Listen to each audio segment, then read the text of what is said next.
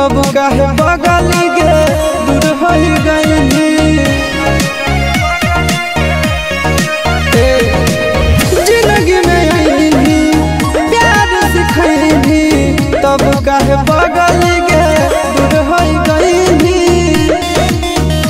ना बतैली काहे छोड़नी हो हमर साथ गे, ना बतैली काहे छोड़नी हो हमर साथ गे।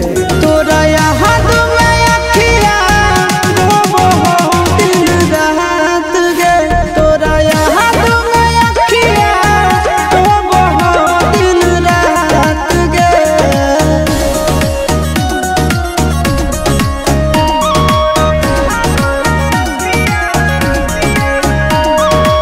Music by Arya Sharma.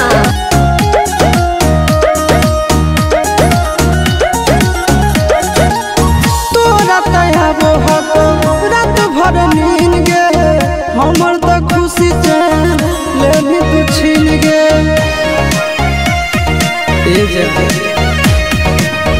तोरा तयाबो हको रात भर नींद गे, हमर त खुशी चैन लेनी तू छीन गे।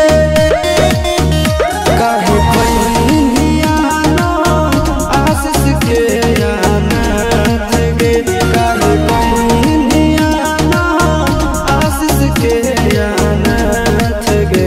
तोरा याद में अखिया रोबो हो दिन रात गे, तोरा याद में अखिया रोबो हो दिन रात गे।